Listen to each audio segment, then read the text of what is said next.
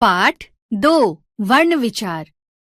गुड़िया चाबी। नानाजी ने जिज्ञासा और प्रेरित को समझाया कि यहाँ गुड़िया और चाबी बोलते समय हमारे मुख से कुछ ध्वनियाँ निकल रही हैं, जैसे गुड़िया बराबर क जमा उ जमा ड जमा इ जमा य जमा आ। चाबी बराबर छ जमा आ जमा ब जमा ई। किसी शब्द को बोलते समय मुख से निकली ध्वनियों को वर्ण कहते हैं। इन ध्वनियों के और अधिक टुकड़े नहीं किए जा सकते। वर्ण भाषा की सबसे छोटी इकाई होती है। भाषा की सबसे छोटी इकाई जिसके और टुकड़े नहीं किए जा सकते वर्ण कहलाती है। इन ध्वनियों में कुछ ध्वनियाँ स्वर हैं और कुछ व्यंजन। इन स्वर और व्यंजनों से मिलकर ही हिंदी वर्णमाला बनती है। स्वर और व्यंजन वर्णों के क्रमबद्ध व्यवस्थित समूह को वर्णमाला कहते हैं। इस प्रकार वर्णमाला के वर्ण दो प्रकार के होते हैं। वर्ण, स्वर वर्ण, व्यंजन वर्ण। पहला, स्वर। सभी स्वरों के उच्चारण में मुख से हवा बिना रुके बाहर आती है। स्वरों के उच्चारण में किसी अन्य ध्वनि का सहारा नहीं लेना पड़ता। जिन वर्णों का उच्चारण किसी अन्य वर्ण की सहायता के बिना होता है उन्हें स्वर कहते हैं। स्वर स्वयं में स्वतंत्र ध्वनियाँ हैं। इनकी संख्या 11 है। ये हैं अ, आ, ई, उ, री, ए, ओ, आओ। उच्चारण के आधार पर स्वरों के 3 भेद होते हैं। पहला ह्रस्व स्वर, दूसरा दीर्घ स्वर, तीसरा प्लुत स्वर। पहला ह्रस्व स्वर। इन स्वरों के उच्चारण में सबसे कम समय अर्थात 1 मात्रा का समय लगता है। ये हैं अ, ई, उ, री। दूसरा दीर्घ स्वर। इन स्वरों को बोलने में ह्रस्व स्वरों की अपेक्षा 2 गुना समय अर्थात 2 मात्रा का समय लगता है। ये हैं आ, ई, उ, ए, ओ, आओ। यह ध्वनि अर्धचंद्र के रूप में शिरोरेखा के ऊपर अंग्रेजी शब्दों का हिंदी में प्रयोग करते समय ही लगाई जाती हैं, जैसे ऑडिशन, डॉक्टर, मॉनिटर आदि। तीसरा प्लुत स्वर। इसके उच्चारण में ह्रस्व स्वरों की अपेक्षा 3 समय अर्थात 3 मात्रा का समय लगता है। यह एक ही स्वर है। इसकी पहचान के लिए किसी शब्द को अधिक समय तक बोलने पर उसके साथ हिंदी की गिनती 3 लिख देते हैं, जैसे ओम। स्वरों के बाद ये वर्ण भी आते हैं। आयोगवाह। ये ध्वनियाँ स्वर या व्यंजन किसी भी श्रेणी में नहीं आती हैं। इन्हें स्वरों के बाद स्थान दिया जाता है। हिंदी में 2 आयोगवाह ध्वनियाँ होती हैं, क अनुस्वार, ख विसर्ग। क अनुस्वार। अनुस्वार की मात्रा। इसे शिरोरेखा के ऊपर बिंदु के रूप में लगाया जाता है। इस ध्वनि का उच्चारण नाक से होता है, जैसे संसार, मंदिर, अंदर, चंद्रमा आदि। ख विसर्ग। विसर्ग की मात्रा। विसर्ग का उच्चारण ह की तरह ही किया जाता है। इसका प्रयोग केवल तत्सम संस्कृत शब्दों में ही किया जाता है, जैसे प्रातः, संभवतः, अंततः आदि। अनुनासिक। अनुनासिक की मात्रा। इसे शिरोरेखा के ऊपर चंद्र बिंदु के रूप में लगाया जाता है। इस ध्वनि का उच्चारण करते समय हवा नाक और मुख दोनों से बाहर निकलती है, जैसे बांसुरी, आंवला, छांव आदि। औ। यह वर्ण अंग्रेजी भाषा से हिंदी में आया है, इसलिए इसे आगत ध्वनियाँ कहते हैं। स्वरों की मात्राएं। स्वरों को जब इनके मूल रूप में प्रयोग किया जाता है तो ये किसी भी शब्द के आरंभ में ही आते हैं, जैसे अनार, इमली, ईख, ऋतु आदि। जब इन स्वरों को इनके चिन्ह रूपों में प्रयोग किया जाता है तो उन चिन्हों को मात्रा कहते हैं। हिंदी भाषा में 10 मात्राएं होती हैं। अस्वर को छोड़कर अन्य सभी स्वरों की अपनी अपनी मात्राएं होती हैं, जैसे स्वर, मात्रा, प्रयोग। अ कोई मात्रा चिन्ह नहीं, जैसे स्वर, मात्रा, प्रयोग, शब्द। अ कोई मात्रा चिन्ह नहीं। ज जमा अ बराबर ज, जग। आ की मात्रा। ज जमा आ बराबर जा, जाल। इ की मात्रा। ज जमा इ बराबर जी, जिम्मेदार। ई की मात्रा। ज जमा ई बराबर जी, जीवन। उ की मात्रा। ज जमा उ बराबर जू, जुगनू। ऊ की मात्रा।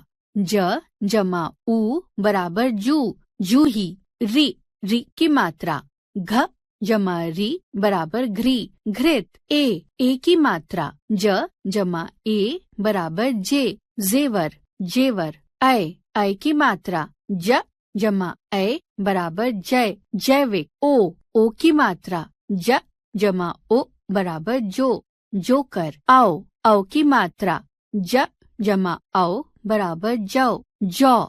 एक प्रकार का अनाज, परंतु अस्वर की सहायता से सभी व्यंजनों का उच्चारण किया जाता है। अरहित व्यंजन के नीचे तिरछी रेखा हलंत लगा दिया जाता है। जैसे अरहित व्यंजन क हलंत की मात्रा, ख हलंत की मात्रा, ग हलंत की मात्रा, घ हलंत की मात्रा। असहित व्यंजन क ख ग घ र में उ और ऊ की मात्रा र के बीच में लगती है। जैसे रुकना, रुचि, रूबी, रूढ़ी आदि।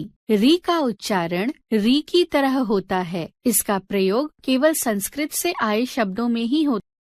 अब नाना जी ने समझाया कि दूसरा व्यंजन, इनका उच्चारण करते समय हवा मुख में रुक रुक कर मुख के विभिन्न भागों को स्पर्श करते हुए बाहर निकलती है। इनका उच्चारण स्वरों की सहायता से किया जाता है, इसलिए ये स्वयं में स्वतंत्र ध्वनियाँ नहीं हैं। जिन वर्णों का उच्चारण स्वरों की सहायता से किया जाता है उन्हें व्यंजन कहते हैं। उच्चारण के आधार पर व्यंजनों के 3 भेद होते हैं। पहला स्पर्श व्यंजन, दूसरा अंतस्थ व्यंजन, तीसरा ऊष्म व्यंजन। पहला स्पर्श व्यंजन, जिन व्यंजनों का उच्चारण करते समय जीभ मुख से अलग अलग भागों जैसे तालु, जिह्वा, ओष्ठ को स्पर्श करती है, उन्हें स्पर्श व्यंजन कहते हैं।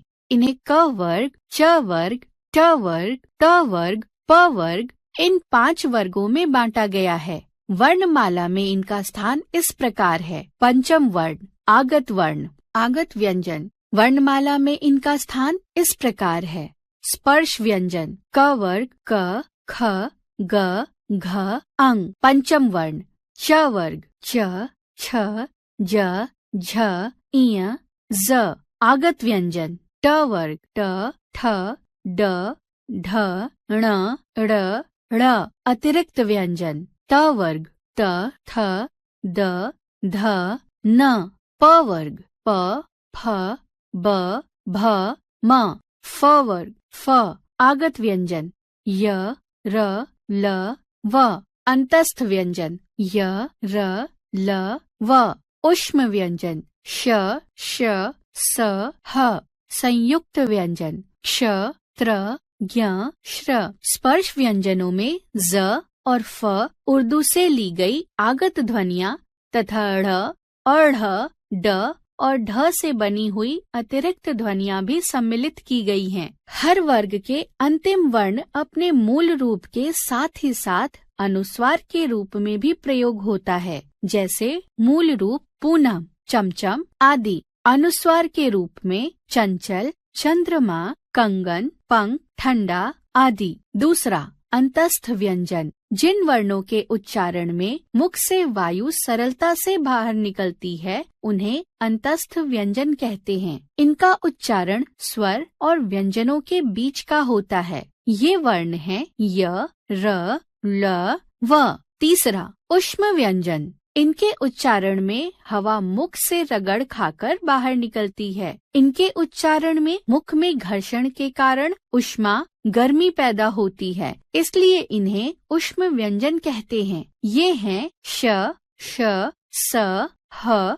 संयुक्त व्यंजन, 2 व्यंजनों से मिलकर बने व्यंजन संयुक्त व्यंजन कहलाते हैं। ये 2 व्यंजनों और एक स्वर से मिलकर एक नया वर्ण बनाते हैं। ये हैं क्ष, त्र, ज्ञ, श्र। क जमा श जमा अ बराबर क्ष, त जमा र जमा अ बराबर त्र, ज जमा इय जमा अ बराबर ज्ञ, श जमा र जमा अ बराबर श्र। जब 2 अलग अलग व्यंजन एक साथ आते हैं तब भी संयुक्त व्यंजन बनते हैं। इन्हें संयुक्ताक्षर भी कहते हैं। इनमें पहला व्यंजन बिना स्वर के होता है और दूसरा व्यंजन स्वर सहित होता है। जैसे क जमा य जमा अ बराबर क्या, क्या, क्यारी। प जमा र जमा अ बराबर प्र, प्रमोद, प्रख्यात। द्वित्व व्यंजन, जब दो एक जैसे व्यंजन एक साथ आते हैं उनमें पहला अरहित और दूसरा पूरा असहित होता है तो वे द्वित्व व्यंजन कहलाते हैं। जैसे च जमा अ बराबर चच, सच्चा, कच्चा। ल जमा अ बराबर लल, गल्ला, बल्ला। वर्णमाला के वर्णों का उच्चारण स्थान, मुख के जिस भाग की सहायता से जो वर्ण बोला जाता है वह भाग उस वर्ण का उच्चारण स्थान कहलाता है। उच्चारण स्थान के आधार पर व्यंजनों को 10 भागों में बांटा गया है। पहला कंठय, दूसरा तालव्य, तीसरा मूर्धन्य, चौथा दंत्य, पांचवा द्वयोष्ठ्य, छठा वत्सर्य, सातवां नासिका, आठवां कंठ तालव्य, नौवां कंठौष्ठ्य, 10वां दंतौष्ठ्य। आइए अब इसे इस तालिका के अनुसार समझें। उच्चारण स्थान, वर्ण कंठ्य गले से अ, आ, क, ख, ग, घ, अंग, ह तथा विसर्ग। तालव्य कठोर तालु से ए, ई, च, छ, ज, झ, इय, य, श। मूर्धन्य कठोर तालु के अगले भाग से री, ट, ठ, ड, ढ, ण, श, ड़, ढ़। दंत्य दांतों से लृ, ट, थ, द, ध, न, स। द्वयोष्ठ्य दोनों होठों से उ, प, फ, ब, भ, म। वत्सर्य दांतों के मूल से ज, र, ल। नासिक्य नाक से अंग, इय, ण, न। कंठ तालव्य गले और तालु से ए, ऐ। कंठौष्ठ्य गले और होठ से ओ, औ, आ। दंतौष्ठ्य निचले होठ व ऊपरी दांतों से व, फ। स्वर यंत्रियों में कंपन के आधार पर वर्णों का भेद। गले में स्वर यंत्र ग्लॉटिस होता है। उच्चारण के समय इसमें कंपन, कांपना होता है। इसके आधार पर वर्णों के 2 भेद होते हैं। पहला सघोष वर्ण, दूसरा अघोष वर्ण। पहला सघोष वर्ण, जिस वर्ण के उच्चारण में हवा स्वर यंत्रिका से टकराकर बाहर निकलती है और घर्षण पैदा होता है उसे सघोष वर्ण कहते हैं। स्वर अ, आ, ई, उ, री, ए, ऐ, ओ, औ। 11 व्यंजन ग, घ, अंग, ज, झ, इय, ड, ढ, ण, ड़, ढ़, द, ध, न, ब, भ, म, य, र, ल, व, ह। 22 दूसरा अघोष वर्ण, जिस वर्ण के उच्चारण में स्वर यंत्रिका में कंपन नहीं होता है उसे अघोष वर्ण कहते हैं। व्यंजन क, ख, च, छ, ट, ठ, त, थ, प, फ, श, श, स। 13 उच्चारण में लगे प्रयत्न की दृष्टि से व्यंजनों के भेद। उच्चारण के समय सांस अथवा वायु की मात्रा के आधार पर व्यंजनों को निम्नलिखित 2 भागों में बांटा गया है। पहला अल्प प्राण व्यंजन, दूसरा महाप्राण व्यंजन। पहला अल्प प्राण व्यंजन, अल्प थोड़ा, जमा प्राण वायु। जिन व्यंजनों के उच्चारण में कम समय तथा कम वायु की आवश्यकता होती है वे अल्प प्राण व्यंजन कहलाते हैं। जैसे क, ग, अंग, च, ज, इय, ट, ड, ण, त, द, न, प, ब, म, य, र, ल, व। दूसरा महाप्राण व्यंजन, जिन व्यंजनों के उच्चारण में समय तथा वायु अधिक मात्रा में व्यय होती है वे महाप्राण व्यंजन कहलाते हैं। जैसे ख, घ, छ, झ, ठ, ड, ढ़, त, थ, ध, फ, भ, श, श, स, ह। आगे नाना जी ने समझाया कि र के विभिन्न रूप। र का 4 तरह से प्रयोग किया जाता है। पहला र बराबर र जमा अ, स्वर सहित र को जब पूरा र लिखा जाता है जैसे रवि, रजाई, राजा आदि। दूसरा र बराबर रेफ। स्वर रहित र को जब किसी स्वर सहित वर्ण के ऊपर लगाते हैं तो उसे रेफ कहते हैं। यह शब्द में जहाँ बोला जाता है उससे अगले वर्ण के ऊपर लगाया जाता है। जैसे र जमा श जमा अ बराबर अर्श हर्ष। हर्ष बराबर ह जमा अ जमा र जमा श जमा अ र जमा व जमा अ। गर्व। गर्व बराबर ग जमा अ जमा र जमा व जमा अ। र पदेन। पदेन पद पैर में आना, अर्थात यह वर्ण के नीचे लगता है। स्वर सहित र जब किसी स्वर रहित वर्ण के नीचे लगता है तो उसे पदेन कहते हैं। तीसरा र पदेन। जब स्वर सहित र से पहले कोई वर्ण स्वर रहित होता है तो यह उस वर्ण के नीचे पैर में पदेन के रूप में लगता है। जैसे प बराबर र प जमा र बराबर प्रकार। प जमा र जमा अ जमा क जमा आ जमा र जमा अ। द जमा र बराबर द्र समुद्र। स जमा अ जमा म जमा उ जमा द जमा र जमा अ। चौथा र पदेन गोल वर्णों के साथ। यह भी स्वर सहित र का रूप है। यह नीचे से गोल आकृति वाले स्वर रहित वर्णों के नीचे पदेन के रूप में लगाए जाते हैं। जैसे ट जमा र बराबर ट्रक। ट जमा र जमा अ जमा क जमा अ। ड जमा र बराबर ड्रम। ड जमा र जमा अ जमा म जमा अ। री और री में अंतर। री और री उच्चारण में समान लगते हैं, जबकि री एक स्वर है और उसकी मात्रा री वर्ण के नीचे लगती है। जैसे मृग, पृथ्वी आदि। र एक व्यंजन है और र पर जब ई की मात्रा लगाते हैं तब री का उच्चारण होता है। जैसे रिश्ता, रिक्त आदि। वर्ण संयोग। जब कोई वर्ण किसी अन्य वर्ण से जुड़ता है तो उसे वर्ण संयोग कहते हैं। वर्ण संयोग निम्नलिखित प्रकार से हो सकते हैं। पहला, व्यंजन और स्वर का संयोग। सभी व्यंजन स्वरों की सहायता से बोले जाते हैं। जब व्यंजन में स्वर ना मिला हो तो व्यंजन के नीचे हल्का चिन्ह लगा देते हैं। दूसरा, व्यंजन का व्यंजन से संयोग। व्यंजन का व्यंजन से संयोग करने पर संयुक्त ध्वनियों का निर्माण होता है। नीचे दिए गए नियमों के आधार पर व्यंजन को व्यंजन से मिलाया जाता है। क अंत में खड़ी रेखा पाई वाले व्यंजनों जैसे ख, ग, घ, च, ज, झ, य, ण, त, थ, ध, न, प, ब, भ, म, य, ल, व, श, स को इनसे आगे वाले व्यंजन से मिलाते समय इनकी पाई हटा देते हैं। जैसे ख जमा य बराबर ख्य ख्याल।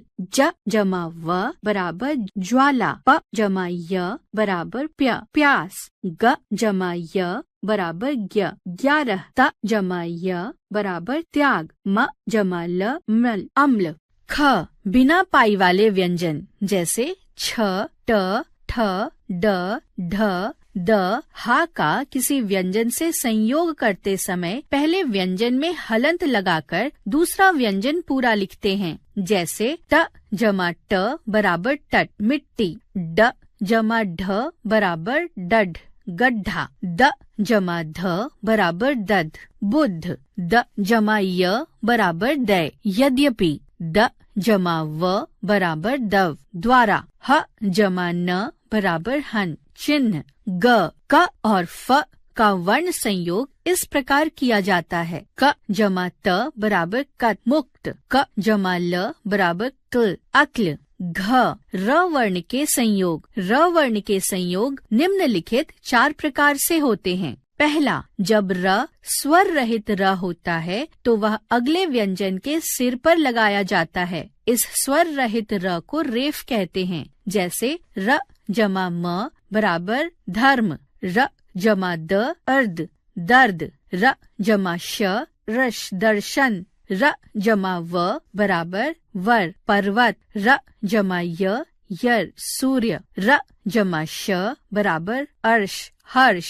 दूसरा, जब र से पूर्व व्यंजन स्वर रहित हो तो र उस व्यंजन के पैरों में लगाया जाता है। जैसे प जमा र बराबर प्र प्रकाश, ग जमा र बराबर ग्र ग्रह, द जमा र द्र समुद्र, क जमा र क्र चक्र, त जमा र बराबर त्र पत्र, म जमा र बराबर म्र उम्र। तीसरा, स के साथ र का संयोग होने पर इसे सत्र के रूप में लिखते हैं। जैसे स जमा र बराबर स्त्र स्त्रोत सहस्त्र। विशेष स व स जमा त्र बराबर स्त्र तथा स जमा र बराबर स्त्र के अंतर को समझना आवश्यक है। विद्यार्थी अज्ञानतावश स्त्रोत को स्त्रोत तथा सहस्त्र को सहस्त्र लिख देते हैं। इससे वर्तनी अशुद्ध हो जाती है। चौथा, ट तथा ड के साथ र का संयोग इस प्रकार होता है। ट जमा र बराबर ट्रक, ड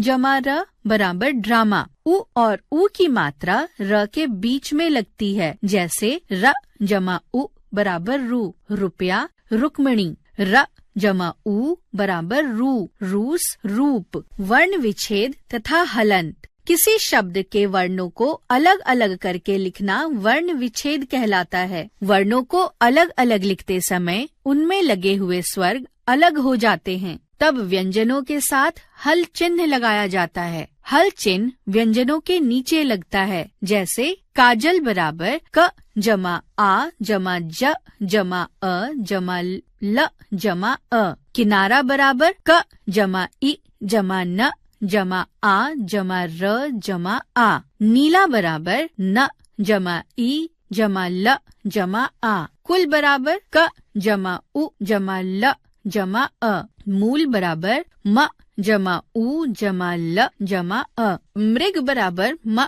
जमा री जमा ग जमा अ। कंचन बराबर क जमा अ जमा इय जमा च जमा अ जमा न जमा अ। कांच बराबर क जमा आ जमा च जमा अ।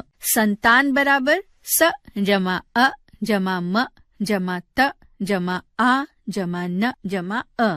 ड्रम बराबर ड जमा र जमा अ जमा म जमा अ। उच्चारण। नानाजी ने जिज्ञासा और प्रेरित को बताया कि मुख से अक्षरों को बोलना उच्चारण कहलाता है। सभी वर्णों के लिए मुख में उच्चारण स्थान होते हैं। यदि वर्णों का उच्चारण शुद्ध न किया जाए तो लिखने में भी अशुद्धियाँ हो जाती हैं, क्योंकि हिंदी एक वैज्ञानिक भाषा है। इसे जैसा बोला जाता है वैसा ही लिखा भी जाता है। फिर भी क्षेत्रीयता तथा व्याकरण की उचित जानकारी नहीं होने के कारण आमतौर पर निम्नलिखित अशुद्धियाँ दिखाई देती हैं, जिसे निरंतर अभ्यास के द्वारा सुधारा जा सकता है। आ संबंधी अशुद्धियाँ: अशुद्ध शुद्ध, आजाद आजाद, आलोचना आलोचना, नाराज नाराज, आधीन अधीन, अत्याधिक अत्यधिक, संसारिक सांसारिक, अतिथि अतिथि, कवि कवि, परीक्षा परीक्षा, पत्नी पत्नी, श्रीमती श्रीमती, दिवाली दीपावली। उ संबंधी अशुद्धियाँ: अशुद्ध शुद्ध, हिंदू हिंदू, पूज्य पूज्य, मूल्य मूल्य, कुआं कुआं, प्रभु प्रभु, रुमाल रुमाल। री संबंधी अशुद्धियाँ: अशुद्ध शुद्ध, घृणा घृणा, मातृ मातृ, पृथक पृथक पृथक, वृक्ष वृक्ष, कृपा कृपा, अनुग्रहित अनुग्रहित। ई संबंधी अशुद्धियाँ: अशुद्ध शुद्ध, सदैव सदैव, ऐसा ऐसा, ऐतिहासिक ऐतिहासिक, सेना सेना सेना। असंबंधी अशुद्धियाँ: अशुद्ध शुद्ध, ज्योति ज्योति, द्रोणाचार्य द्रोणाचार्य, द्रोणाचार्य द्रोणाचार्य, त्योहार त्योहार, पौधा पौधा। नासिक्य व्यंजन संबंधी अशुद्धियाँ: रामायण रामायण, प्राण प्राण, मरण मरण, गणेश गणेश। ढ़ ड संबंधी अशुद्धियाँ: अशुद्ध शुद्ध, लड़ाई लड़ाई, पढ़ाई पढ़ाई, बूढ़ा बूढ़ा, मेढक मेंढक, चिढ़ाना चिढ़ाना, अनपढ़ अनपढ़। श संबंधी अशुद्धियाँ: शाख शाखा, अमावस्या अमावस्या, सुषमा सुषमा। अन्य अशुद्धियाँ अशुद्ध, शुद्ध, श्रेष्ठ, श्रेष्ठ, जमराज, यमराज, आशीर्वाद, आशीर्वाद, पृष्ठ, पृष्ठ, लक्ष्मी, लक्ष्मी, रचयिता,